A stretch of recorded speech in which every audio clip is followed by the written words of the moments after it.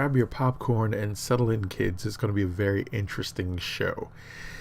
So, I came across this while I was looking through feeds and places, and I guess Kotaku in Action had a link to this article, and I was like, oh really? Let's do it. So, gaming and the alt-right. Are gaming communities hooking kids into far-right movements? Maybe, just off the top of the head, maybe it's not the fact that gaming is hooking kids into far-right movements.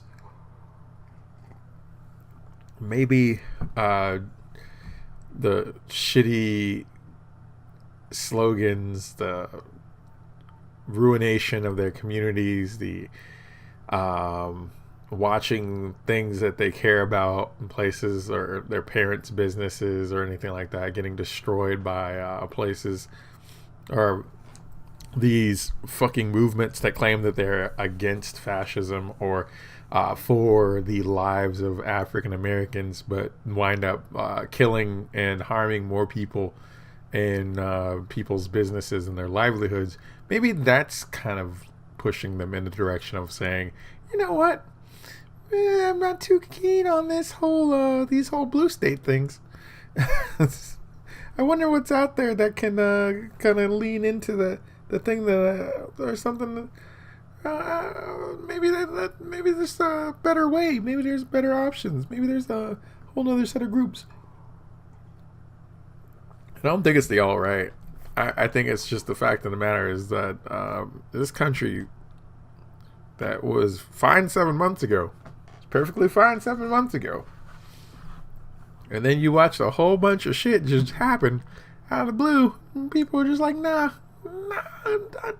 I just really don't want to deal. I voted this way for all this time, and I'm not too keen on that.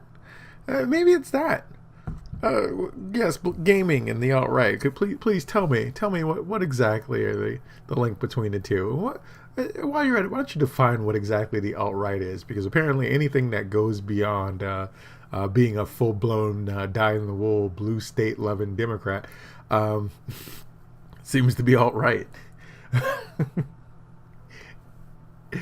Anything to the right of Joseph Stalin seems to be. I don't want to get too political. I got a show that covers those things if we ever get back to doing it.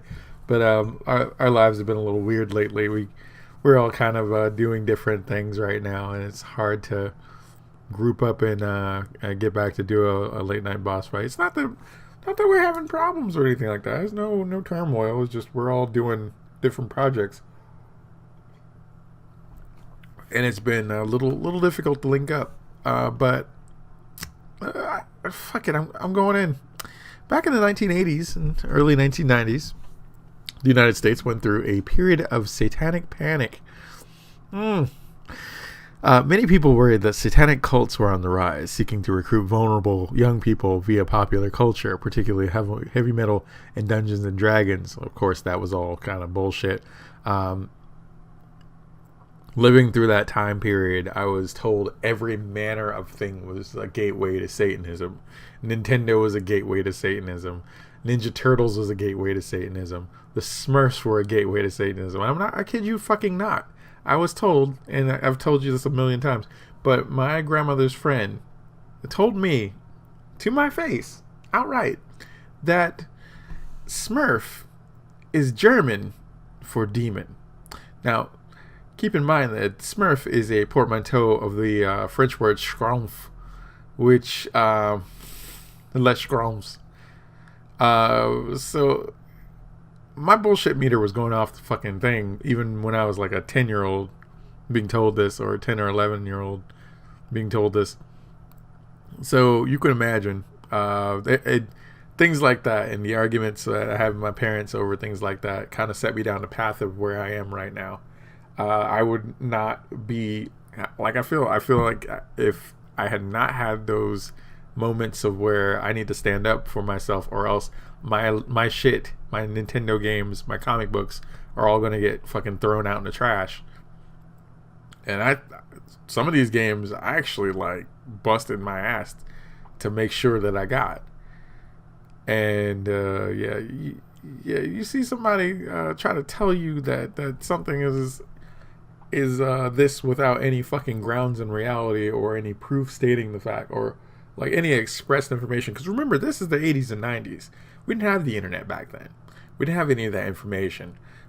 So it was just basically Pat Robertson telling a bunch of people what to think, and then everybody else is moving from there. Because I lived in Virginia Beach, or I lived in Virginia. Pat Robertson lived in Virginia Beach, so his dusty old ass wanted to sit there and tell you what's evil and what's not, or whatever. and honestly, seriously, like yeah, I could give 2 squirts of piss for that, man. So. I don't care if you're religious. I have no problems with religion. I'm a very spiritual person. I may not go to church, but I do believe in God. But when it comes to people using things such as religion or intersectional feminism or intersectionality in order to dictate what you can and can't enjoy, y'all can go get fucked.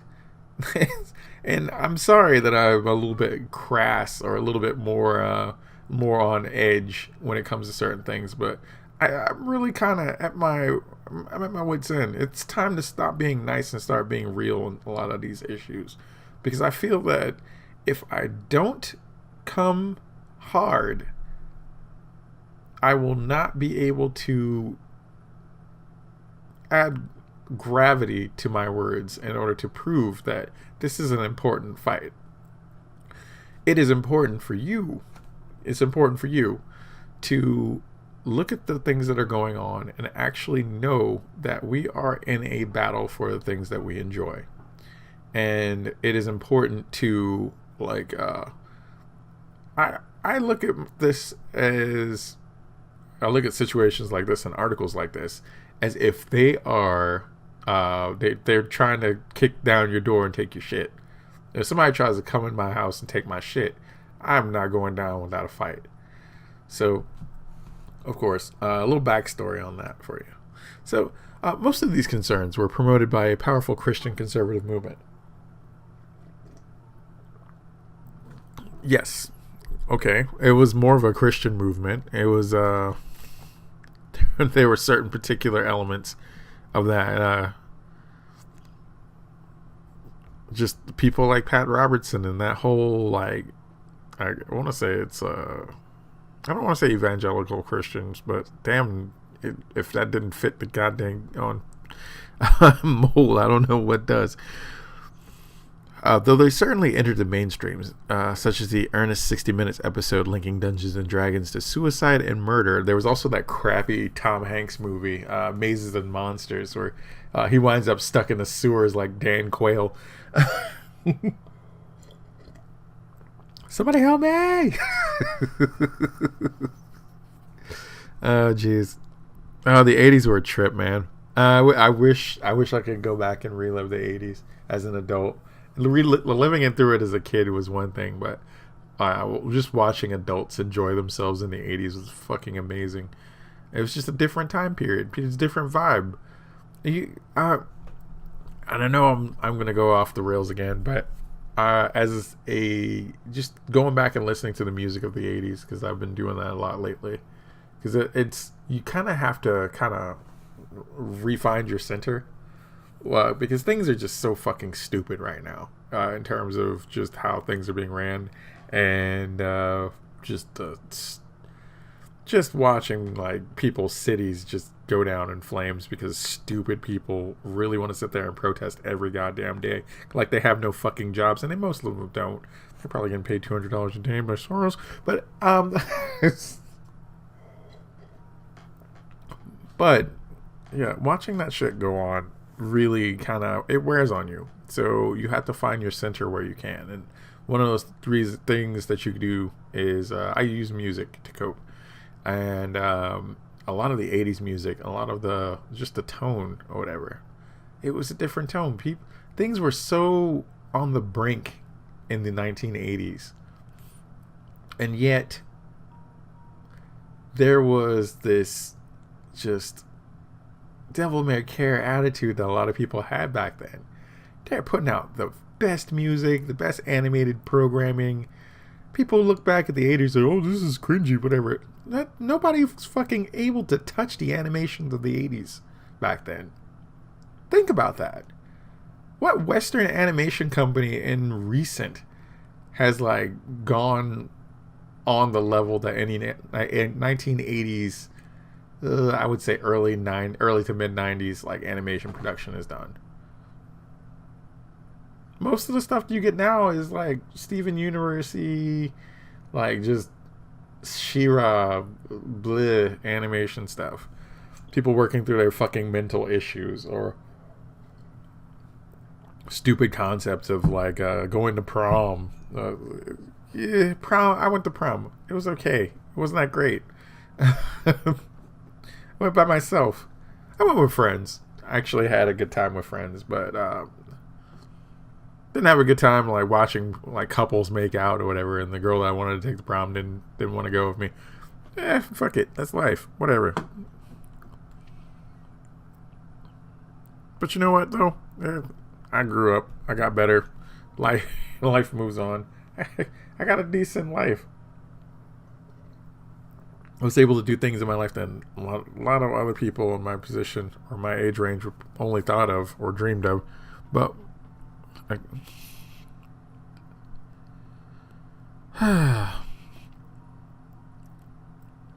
so, getting back to this article. Did Satanists really try to recruit children via popular culture in the 80s? It's a big world, so perhaps a few did try, though most of the heavy metal bands that employed dark imagery did so for theatrics, not theocracy. So now, going off of this statement, this paragraph is basically to set up this whole argument, and you're going to tell me that most of this is theatrics and not theocracy. I hope this is a nuanced take, because I really, really want to believe that people actually still have common sense in this time period. God damn it, it's hard. Common sense sometimes is just treated like a fucking superpower, and for good reason. Fast forward to today, and we're seeing a revival of the recruit your kids for dark purposes and fears, albeit this time is coming from the left. In this case, the concern is the alt-right, quote-unquote, attempting to recruit teens presumably into Nazi or white supremacist groups. The fear is that the alt-right is using online gaming platforms to lure vulnerable youth with their messages of hate. What alt-right Nazi white supremacist groups are actually recruiting people? Now, last I heard, there was a couple articles that were stating that, but like that was just kind of hearsay. Well, let's find out.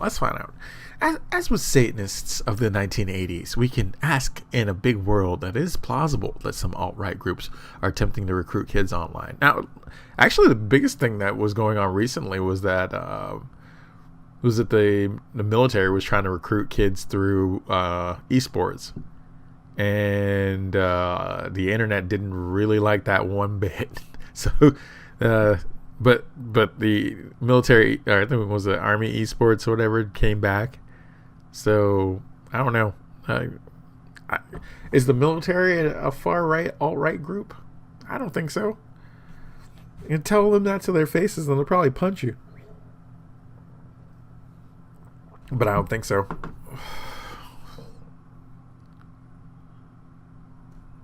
I'd likely say it's unclear whether the numbers of actual Nazis or white supremacists are particularly numerous. Most actual white supremacist rallies appear to be a poor showing of sad saps to me. Of course, it is reasonable to conclude that a few individuals may more easily recruit online than using technology available in the 80s or early 90s, but is there any evidence such efforts are effective? It's a good question. At least for the moment, the short answer appears to be no, or at least this is a concern built largely on hyperbole, and only weak on data. One study suggested that YouTube content might subtly nudge viewers towards more radicalized content, and I don't think that that's really the case. I did have a discussion with I think it was Black Sage D, Bloody Jen, myself, and a couple other people were having a discussion on video games, and we kind of got into an interesting conversation about Metal Gear Solid. And then there's this one guy that was talking about how it was like, it's sad when you see people have these conversations, because they really do believe a lot of the shit that these fucking left groups tend to like throw out. Radicalized YouTube content pushing kids into the alt-right, or maybe just maybe people are kind of fed up with a lot of the dumb shit that's going on, and they want to find more content that leans towards that. And I felt the same way in 2014. Like, I think it was a couple of weeks before for the Gamers Are Dead articles dropped. It was in August of 2014. It's like, I was surfing through Kotaku articles, because this was before I kind of knew what was up about Kotaku and Polygon, but a lot of those articles were pushing towards it was one of those things where it made you feel like, those articles made you feel like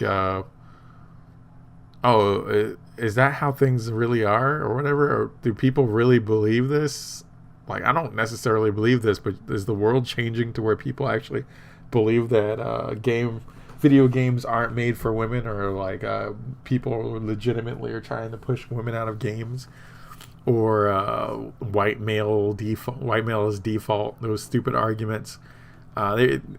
If you don't see a lot of the opposing arguments for things like that, you tend to, especially if you're not as versed in the internet as a lot of people are, you tend to fall into this thing where you think that, oh, well, that's the way things are, and I guess I better change my mentality to fit that.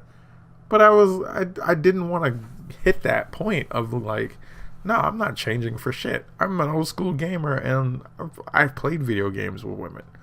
I played video games with like my sisters and cousins and stuff like that. And I don't believe that when like video games are actively against or women or whatever, or there's an initiative in video games to push women away. That's bullshit. And that led me to I think the first video that I saw that kind of pushed me into like reading or finding out more about a lot of the opposing side, or the anti-SJW stuff.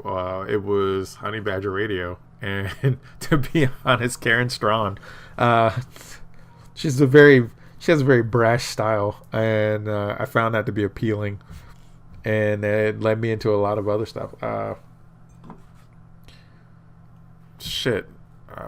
Hannah Wallen had a really good series that she was talking about multiple things too, and she was a gamer, and it was like, oh, okay, so I'm not alone in thinking these things.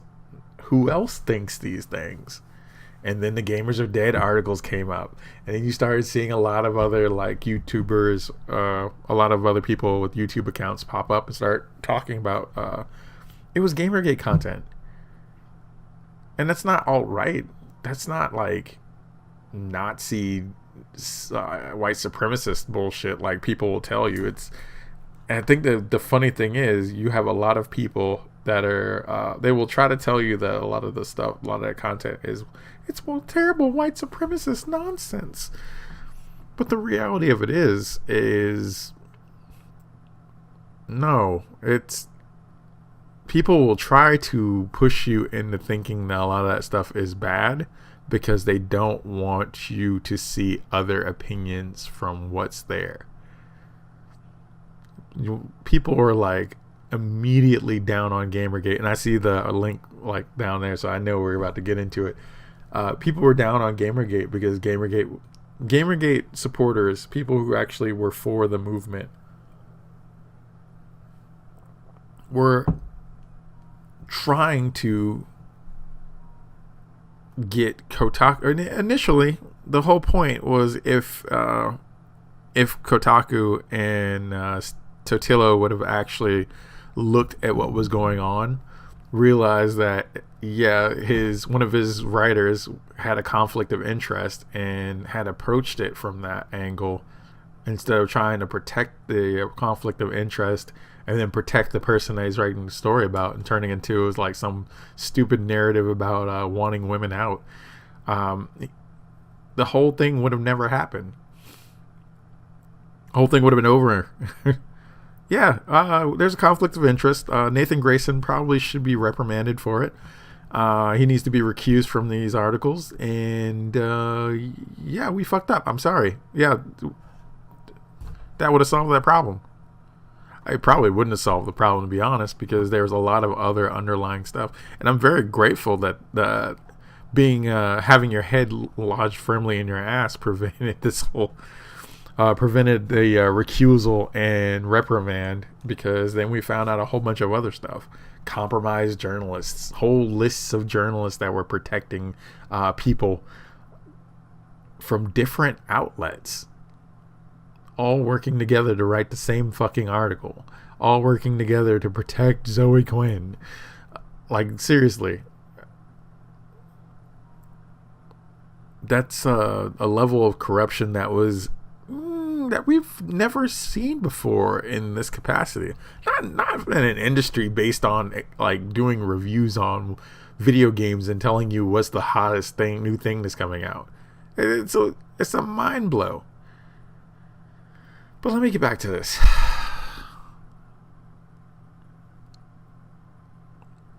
Okay. One study suggested that YouTube content might subtly nudge viewers towards more radicalized content, and I think it's fair to look at the algorithms of social media platforms. However, there is less evidence that such content is particularly effective in changing the attitudes of users, particularly in the gaming community. I could see that. If you're more attuned to certain types of content, you will go actively seeking out that content. If you are more attuned to more hard edge things or whatever, you'll go seeking out hard edge content. If you're attuned to happy, funny content, you're more attuned. You'll go seek that out. I'm out of tea. Sad thing. But what data has suggests that, if anything, gaming communities tend to skew towards the political left, even among supporters of the Gamergate movement. Surprised. There were, I think a lot of us took a political test or whatever, and I skewed more into the middle, more conservative leaning, and that's fine. I mean, I'm in my 40s, so I have a family. I'm in my 40s. I'm trying to actually gain capital and get a house of my own. So my leanings are going to be a lot more conservative than somebody in their 20s, which is starting out, kind of probably doesn't really have much, but kind of has a lot of ambitions and a lot more of a I guess more of a different set of ideals than somebody who's lived good like 4 decades and it's pretty much been around the block. So trying to characterize Gamergate in a way that everyone will agree on is a losing proposition. I'm actually shocked. It began as an indictment of conflicts in the interests of gaming journalism, became to be associated with harassment of women in gaming communities. What the fuck?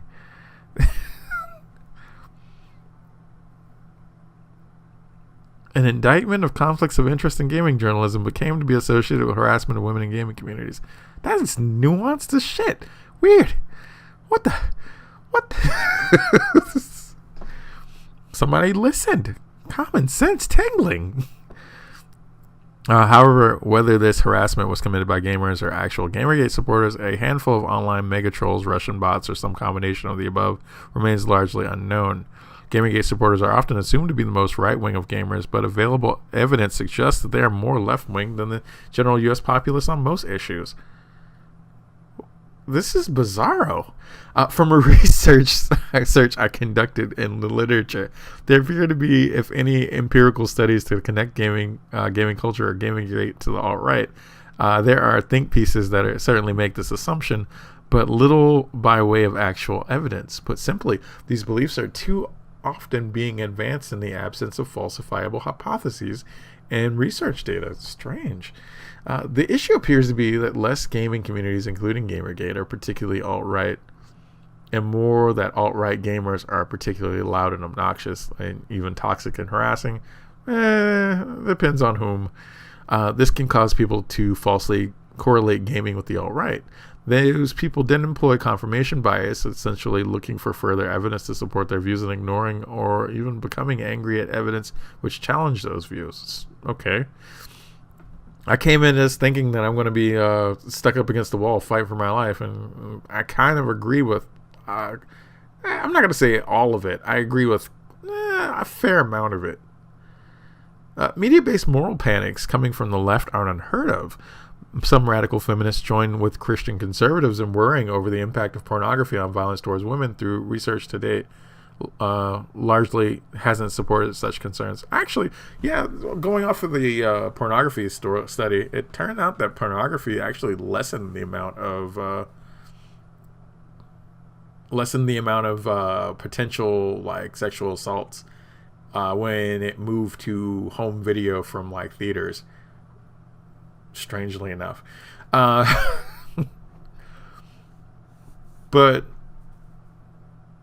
when it comes to moral panics, people seem to think that pornography, well, now you have the whole sex addiction thing where people think that pornography is the reason why people are sexually addicted, which I've had a long discussion about that with my brother, and I feel that there's a lot of differing moving parts to that discussion.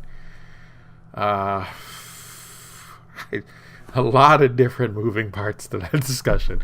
But I don't think there is going to be a clear answer. And I don't think that... I think there's certain people that can actually handle things like that in moderation and not be negatively affected by it. And there's a lot of people that are capable of... utilizing it for what it is without dealing with the negative effects. As anybody, if you have an addictive personality or something like that, you're probably going to be using it more as a crutch and issues than somebody who is just using it to get by until they actually find themselves in a relationship or hooking up with a living, breathing human being. But like I said, a lot of moving parts in that discussion. There's a long conversation to be had there, and I don't really want to get into it in this thing. But what's changed appears to be a general aberration of free speech on the far left, and a renewed interest in policing the morality of entertainment.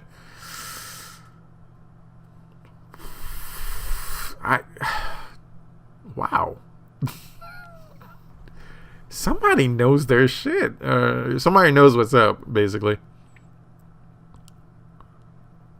This makes me want to believe that there's a great awakening that's happening where people are kind of realizing that a lot of this stuff is bullshit and they kind of want to pull away.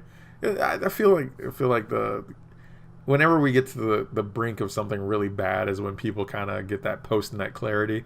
Where they're like, oh my God, what am I doing? And kind of turn back. But it's hard to say. But this is interesting. This is an interesting case study. So, a renewed interest in policing the morality of entertainment. This has resulted in everything from the half-serious condemnation of Power Patrol, removal of a mud mask scene from Golden Girls, and the ironic return of a moral panic over Dungeons and Dragons and whether the evil races such as orcs or goblins might promote racism in real life. There's no evidence that it currently does. So yeah, I think the writer has pretty much got to the point where they're like, you know what? Nah, it's time to right this ship. It's like, let's correct course here. Yeah, I never thought the mud mask thing in Golden Girls was racist.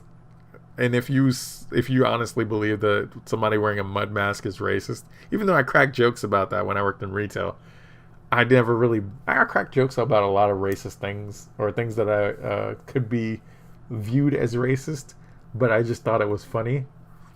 I cracked a lot of jokes about those things. Elaine, could you hand me the black crayon? That's racist. Why is it got to be a black crayon? It could be whatever it wants. Like shit like that it's dumb, but then you see people actually legitimately trying to feign. I don't believe people really think that that's racist. I think that they're looking for attention because they're sad their mommies never hugged them, but their fathers never hugged. the rate of single fathers in black communities. That's not a joke. It's kind of a joke, but oh god, I just really don't think any of that shit's racist. I think if people get really bent out of shape about that shit, they need to really look inside of themselves and figure out what's wrong, because seriously, if you think a mud mask is racist, really.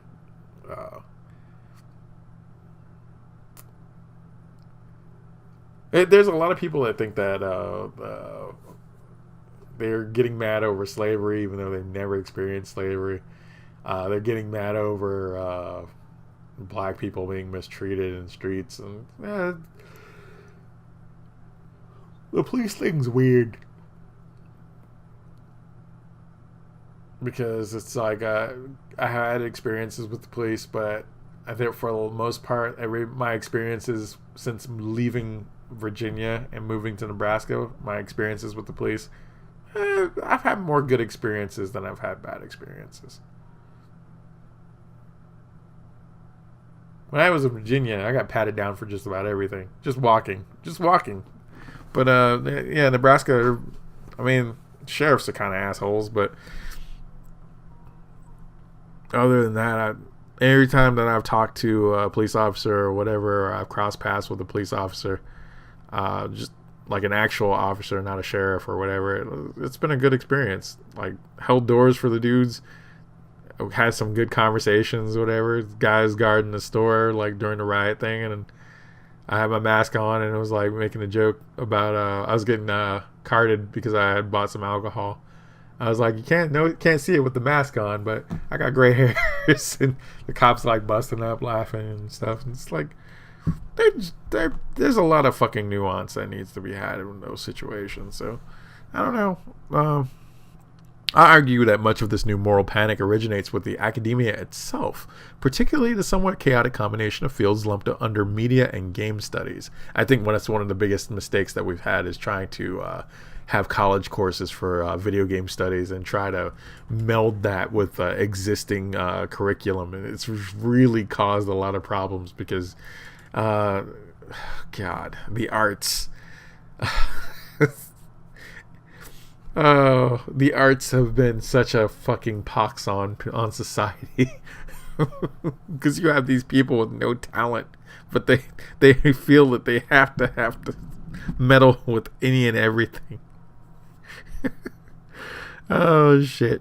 Portraying such fields as a constant whole would be erroneous, and as media studies scholars come from a variety of traditions, united solely by their interest in media and games, such an umbrella includes everyone from hard empiricists conducting experiments through much more classic humanities scholars whose work is similar to literary criticism. Their diversity can be a strength, but it can also cause controversy and create the misinterpretation that scholarly statements of real-life fact based on anecdote and literary analysis are equivalent to those based on falsifiable hypothesis backed by data. Fair. To be clear, my concern here is not distinguishing between quantitative and qualitative research, and indeed I feel that both can produce reliable information using open science principles with testable hypotheses and clear guidelines for how hypotheses might be falsified. After all, history, which typically isn't quantified, has guidelines for historicity to increase the reliability and objectivity of historical analyses.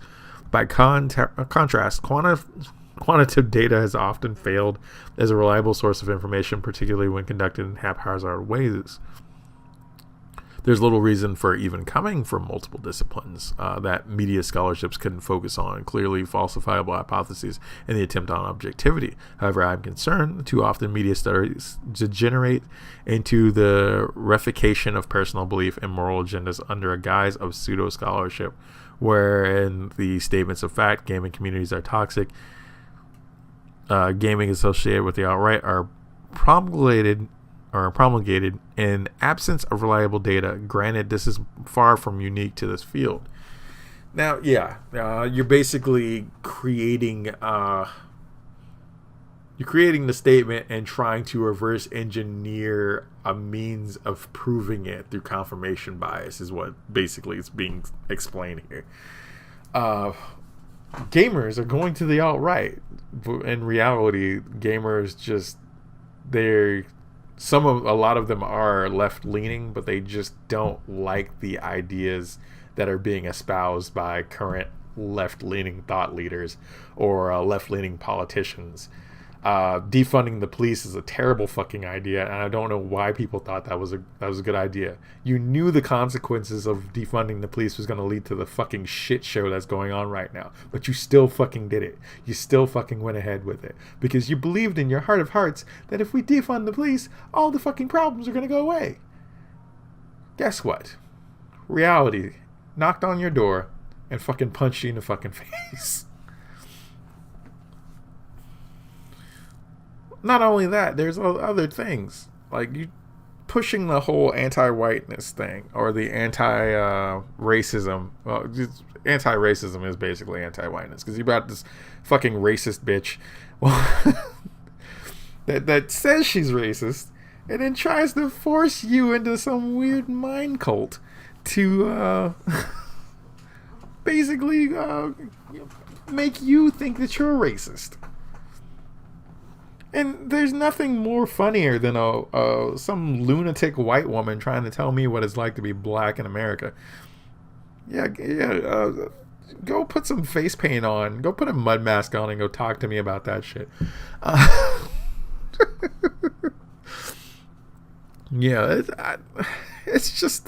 It's a load of shit.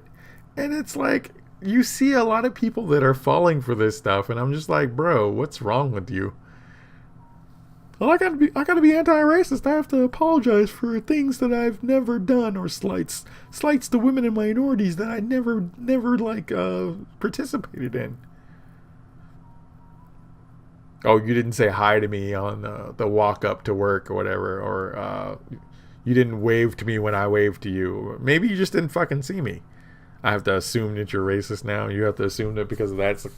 Now you've transgressed against the almighty Negro, and now you have to sit there and atone for your sins. That's fucking. Yeah. Let's all go down that route. Yeah, congratulations. Let's all drink the Kool-Aid and fucking get shot if we don't drink the Kool-Aid. No, thank you. I'll pass. That's the type of world you guys want to live in. You don't want to be judged by the content of your character, and instead you all want to be judged on your skin tone. Is that the type of world you want to live in? It's not the world I want to fucking live in. I have a daughter that's mixed. I have a son that's mixed. You fucking really think that that I want them living in a fucking world where they're constantly like berated based off of them being half white? Get the fuck out of here. Like, seriously. I'll fight somebody that fucking tries to belittle my children based off of their skin tone. They have a lot more like fucking content of their character than this white bitch has in her fucking like pinky finger. Yeah, do a backflip into a volcano for me while you're at it. Anyways. So, these errors, whether occurring in academia or games journalism, are exacerbated, I feel, by an over-reliance on two things. First, cultivation theory, which states that human attitudes are shaped by exposure to media. Cultivation theory is intuitively appealing, but even where I myself thought it should clearly apply, it can be maddeningly difficult to find evidence to support that, which is kind of a statement that I was stating in the conversation that I had, that I talked at the beginning of the video. This person believed that media influences you, so therefore you have to create the correct media to influence people in the correct way. Suck my balls. You get out of media what you get into, or what you take out of it, basically. There's a lot of dogma that you can wind up believing in. And the key to this is actually, if you've read Sam Keith's The Max, there's a lot of there's an interesting thing about The Max, and it was one of the best comic books that I've read. Like, I would say it's in the top 10 of my favorite comics of all time, because the ride itself was important as you were reading it from issue to issue. And I have all the issues of the comic. I actually have the floppies, and I had trade paperback. I don't know what happened to it, but there's a lot of as the community was sending fan mail and discussing that, there's a lot of letters that came into Sam Keith, and he posted it in the back of his book. But a lot of people were taking out of the story. There was a clear story from beginning, middle, and end, but there was a lot of things that were going on in that story that kind of left it to interpretation, to where people were taking the interpretation and kind of taking out of it what kind of what worked for them, I would say. And Sam did a really good job of not really saying that one thing is right or the other thing is right or whatever. So the interpretation and the just the dogma that people have been kind of either putting into it or taking out of it was kind of a thing that kept the community very strong in the book. And people were so sad to realize that the story was ending. The main story ended, and it went into Friends of the Max, which was a whole bunch of like side stories with different characters. And it ended. I would say, I want to say like 2 stories in, but it was the ride itself was just so great. So when people tell you that media influences people, these are the same people that don't really seem to understand how any of that works.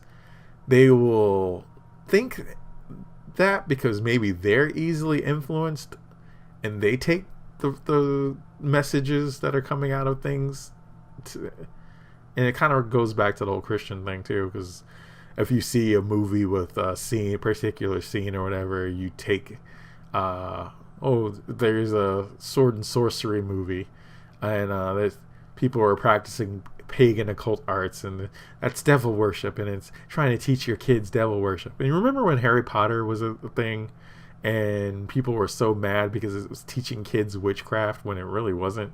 Like, magic kind of took a back seat to the general story of what it was. That's the type of problem that you're seeing right now. So instead of like saying, oh, this is a story about a bunch of kids actually growing up, it's a coming of age high school story told through like 6 movies.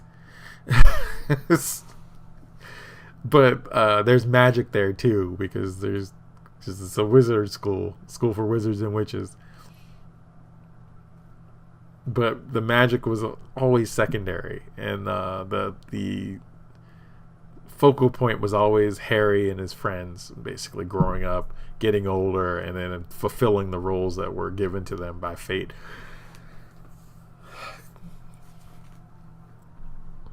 Okay, so getting back to the story. Cultivation theory is intuitively appealing, but this is where I myself thought it would clearly apply. We talked about that. The second is intrusion of critical theories into gaming scholarship, with their tendency to problematize everything. As the saying goes, if all one has is a hammer, everything begins to look like a nail exactly. Helen Pluckrose and James Lindsay have an excellent and important analysis. Helen Pluckrose? James Lindsay? holy shit.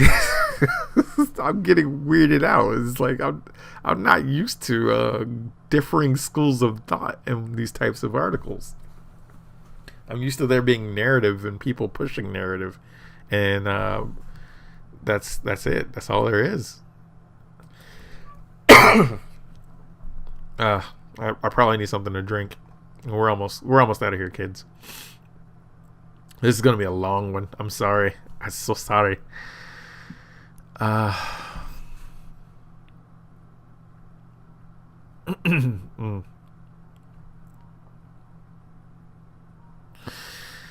Analysis of critical theories and highlights the Manichaean and often outright anti-science nature of the critical approach. Such theories arguably have led to some aspects of media studies, both in academia and journalism, to begin to sound like fun police with a knee-jerk tendency to find problematic elements in just about anything.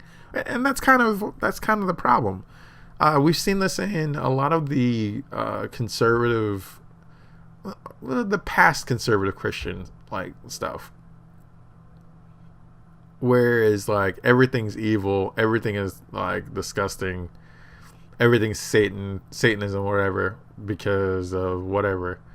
Nobody like thought for themselves, and it took a lot of arguing with my father in order for him to kind of look at it and realize that, you know what, my son has a general idea of what he understands, and he's not being manipulated negatively by this media. So maybe this is wrong. Maybe my ideas that are being presented by these people are antiquated and not really basically truth telling. And you know, we come a long way from having the church basically there to dictate what you can and can't do, and anything that's foreign or different from what is morally right by the eyes of the people dictating what's morally right, it's witchcraft or whatever. We've come a long way from that. So now when you see the opposite end kind of pull the same stunts, I'm kind of, like I said, I'm glad that I have the experience that I've had in the past to see things like they are, because it gives me a good opportunity to stand up and voice my issues with these types of discussions or these types of mentalities and things like that. When people say that gaming is like sexist or racist or whatever, it's entirely stupid. And it's coming from a place of people who are easily fucking taken in by bullshit artists pretending to be our moral betters.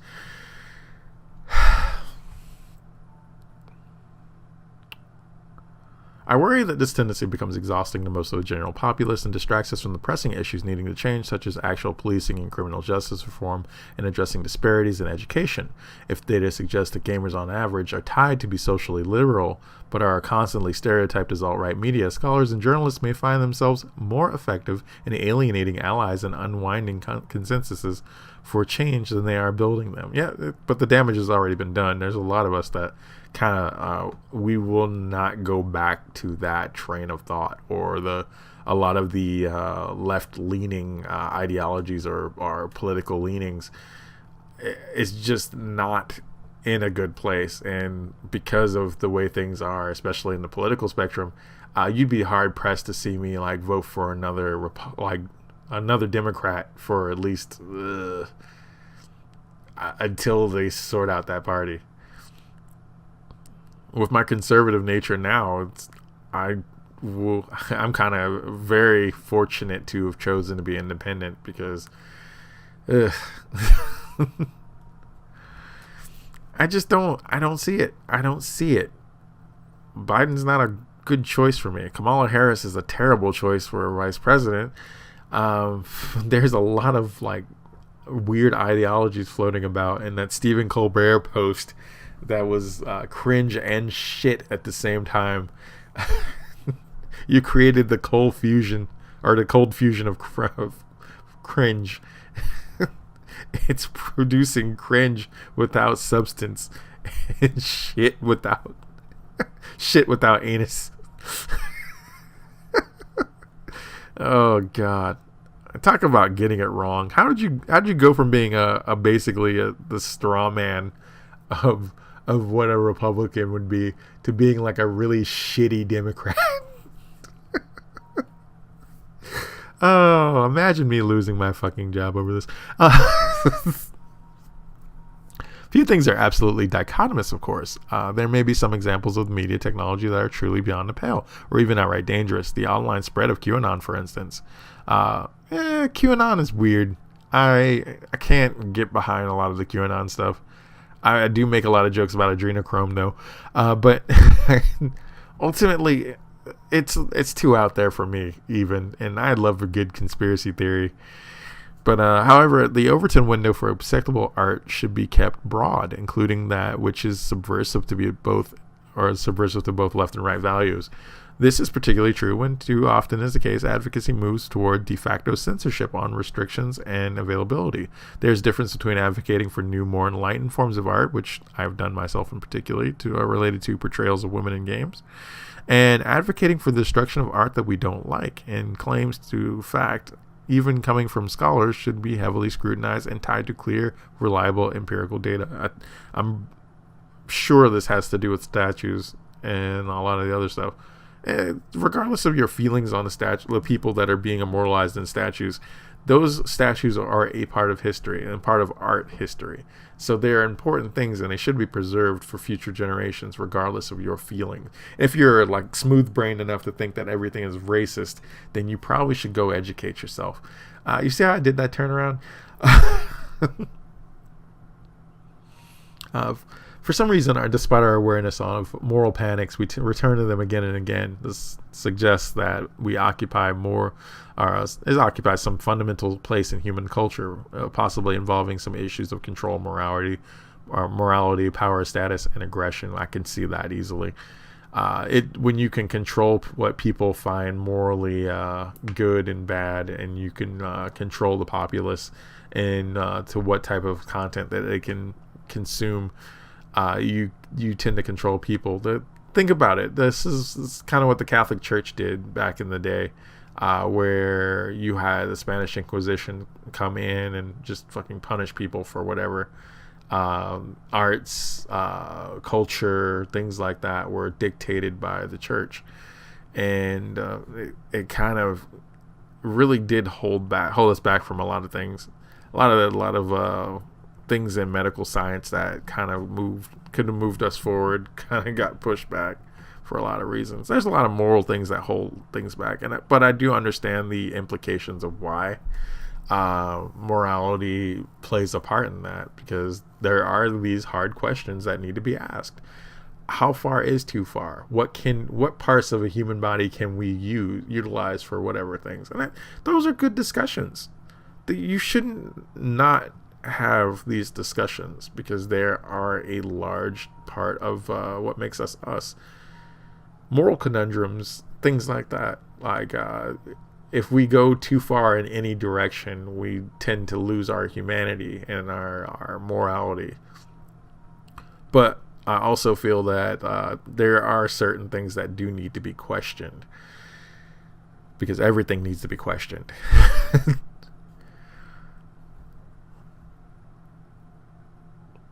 Ultimately, current narratives from the far left over games or Dungeons and Dragons look a lot like the satanic panics from the 80s and 90s. In both cases, extreme claims of harm are promulgated based off of very little data. Both movements were couched in the language of moral concern. Both movements pressured media producers to comply with restrictions in order to avoid bad press. In both cases, a minority of extreme views exerted outsized influence. The main difference being that the Twitter age makes this even more amplified than before. I totally agree with that. Both cases are effectively anti-free speech. Only time will tell if this new Puritanism form the left takes permanent hold or gradually diminishes as freedom of art and expression regain their footing. I do believe that freedom of art and expression will regain its footing over time. The more people realize that how people are tightening that yoke around their necks, the more people are going to stand up and say, no, I don't agree with this. I don't quite agree with this at all. And personally, I think you need to just take this stupid moral bullshit and blow it out your ass. More people are kind of looking at this every day. And it's not... it looks pretty bad, but I'm telling you, things are going to get better over time. Sometimes it takes a little bit of time, sometimes it takes a couple years. But there's always a point where these Puritans they tend to go too far. And going too far, people hit that point of post-nut clarity that I talked about, and it's like, well, hold on there. I don't necessarily agree with that.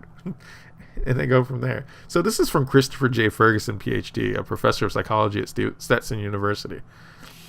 I'm actually kind of impressed with this article. It's not a bad article. Yeah. Okay. Anyways, I'm going to get out of here. Thank you for joining me for this, and I will see you next boss fight. Take care, and have a great rest of your day.